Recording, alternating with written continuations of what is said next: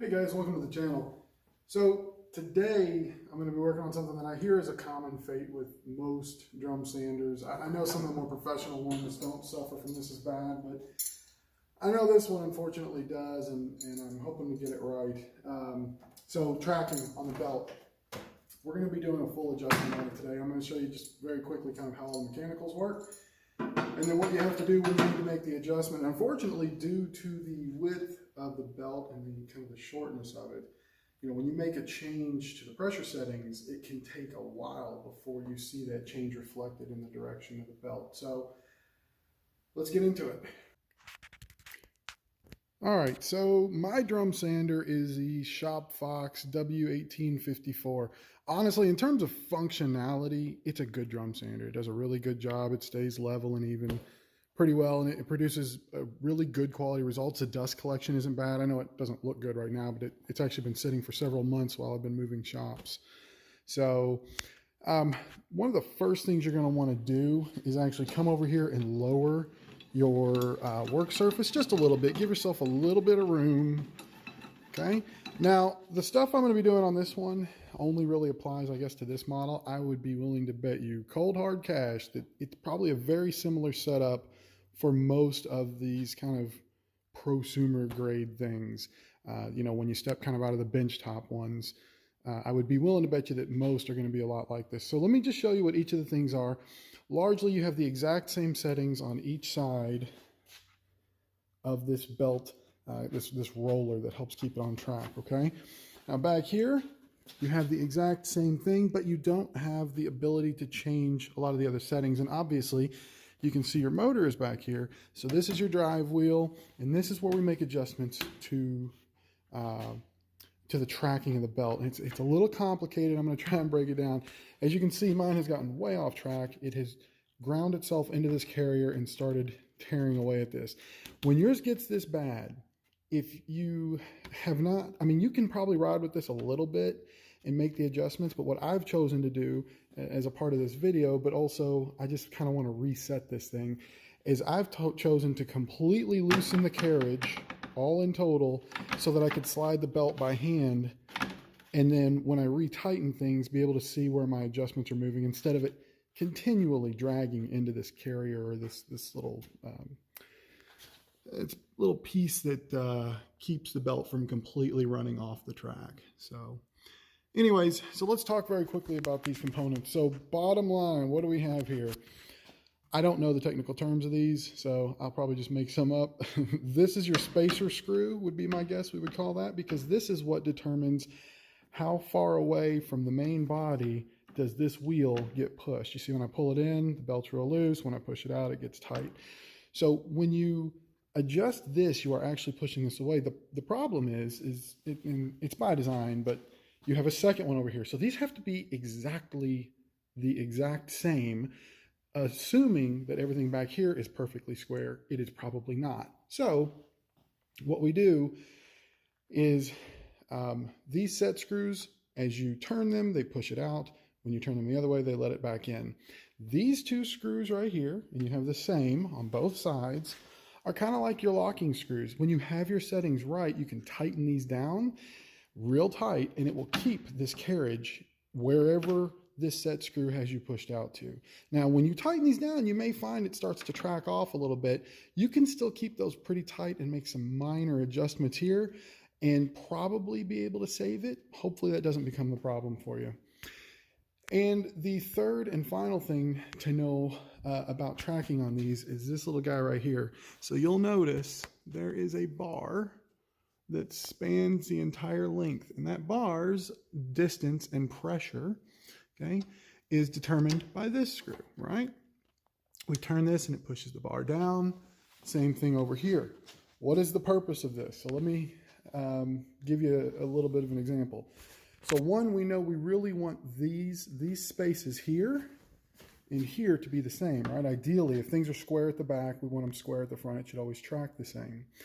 The problem is you're probably going to have a little bit of looseness in your belt. So what this bar does is not only take a little bit of the slack out, but instead of allowing this to be in a complete flat turn or a complete flat rotation, This bar allows you to put maybe a little more pressure on this side to cause the belt to start pushing back this way, which would affect this back corner. And same difference over here. If you were to push this down a little further than that one, then it would cause the belt to push down, causing additional pressure to be here. And because this bar inside would then be at a slant, it would cause this to start tracking this way. So you actually have really a couple of methods. Distance here and distance here determine how square it is, and ideally you can get it squared up there, in which case this bar you would want to be the exact same underneath. But if you find you're off by just a little bit, sometimes it makes more sense to have a little pressure applied to this than it does to change this setting and possibly take your table out of square just to get your belt to feed appropriately. So it's a little tricky. There's a lot of things to think about. But we're just going to basically get into it. Right now, because I have this so loose, if I turn my machine on, it should turn, but it's probably not going to do much tracking. Let's see. I'll turn the speed up, and we got nothing. The wheel is spinning back there, but there's not enough pressure. As you can see, there's not enough pressure on the belt to do anything. So the first thing I need to do is I've taken these to the loose point that there is truly no pressure. So the first thing I need to do is I'm going to take a 1/2-inch wrench. You need a 1/2-inch wrench for all of these adjustments with the exception of this set screw, but I believe you can just turn that by hand. And we are going to start by applying some pressure back here by turning this. Strangely, it's going to be counterclockwise to tighten this one in. It's a reversed thread. So I'm going to go ahead and just do this by hand because it's very loose and I can move a little faster that way. And you can see it's starting to push this wheel over here out. So now we're still loose up and down, but we're not really loose back and forth anymore, right? So I'm going to come over here. Now, ideally, if you're truly trying to do it perfect, you're going to set this all the way in. You're going to count your number of turns, and then you're going to come over to this side and do the exact same thing. I don't feel like doing that. So I'm going to just get it to where I think it's about right, and I'm going to see how it's tracking on its own. I'm also going to go ahead at this point and take all the pressure off that bottom bar that we talked about earlier. Okay, so again, it's loose up and down. It's not loose back and forth. There is now pressure on the belt. I can't move it. I can't change it. I'm going to come down here and I'm going to see this bar. See if I can get you a perspective here. This bar right here, hard to do this on camera. I am going to, I think, tighten. Yeah, I'm going to tighten the screw to lift this bar up and take almost all the pressure off because I want to see how it's tracking without a bunch of pressure from that. I mean, it needs to be in contact with the paper, but it does not need to be putting a bunch of pressure on it. And right now, if you look through here, you're not going to be able to tell on camera, but this side's just a little bit higher. All right, we're going to set it like that. Now we're going to turn this on, and I'm going to advance the feed slowly. Now what I'm going to do is watch. I'm going to watch the edge of my belt to see which direction this is tracking in. Right now it appears to be tracking this way. So let's turn the speed up and see if that's true. Because literally you will have to wait a little while to see a difference. I know when I first started doing this, I thought, well, I should see it after a spin or two, but no, it takes a while. So this is definitely tracking to the right. So I'm going to go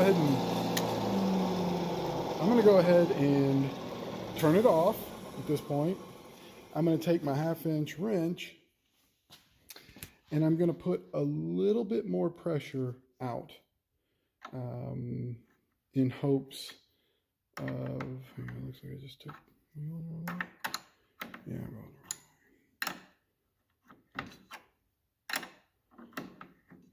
These reverse ones are strange. Okay, I'm going to see if I can pull that paper back over just a little.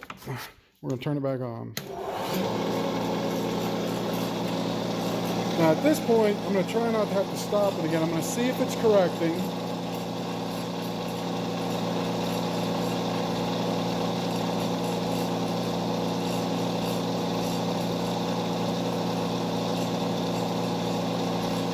There, it's coming back over a little bit.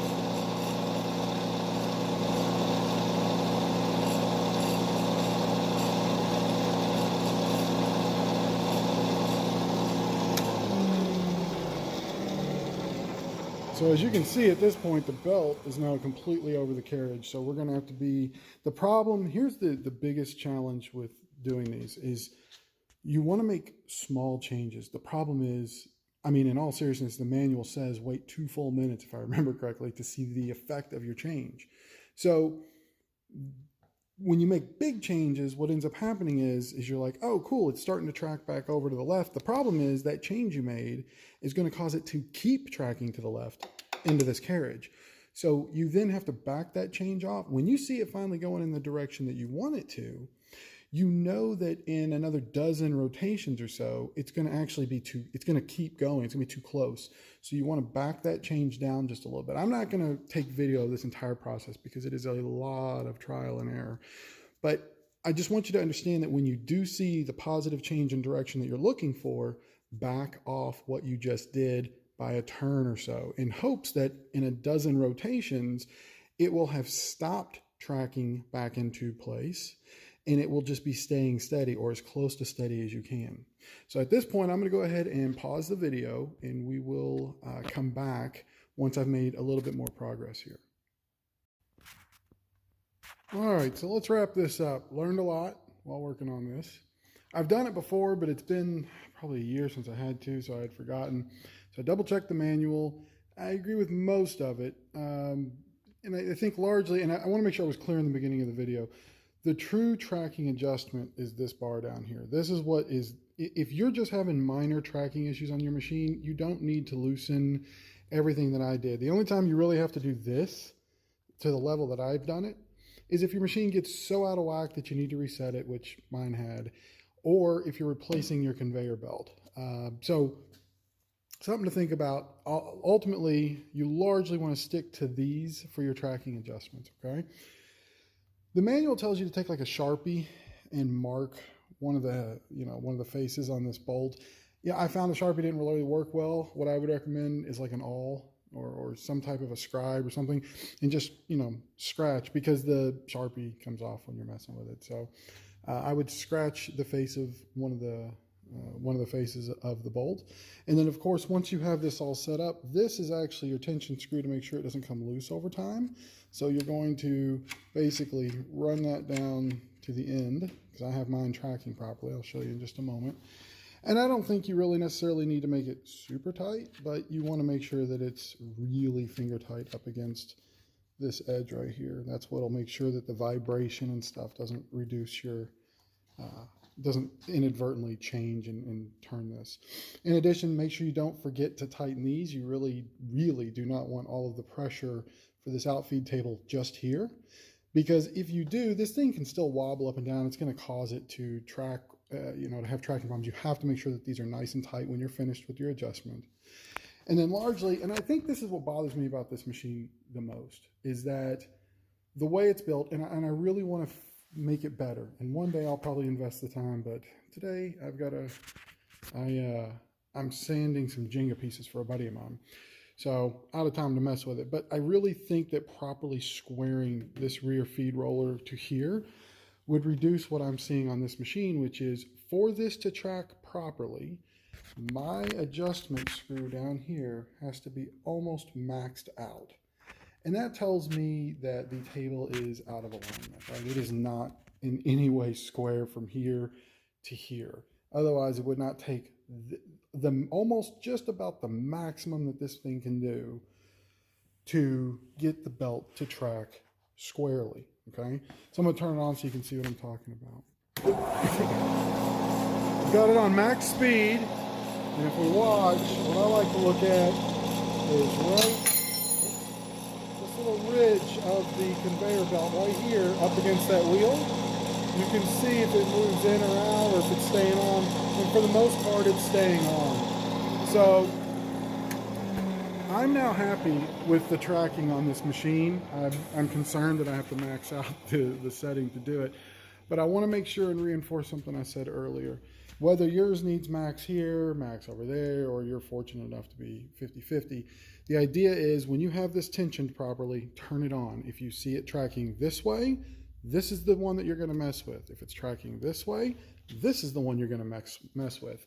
And it's critical. I know I said earlier the manual said 2 minutes. I just reread it. It says 3 minutes.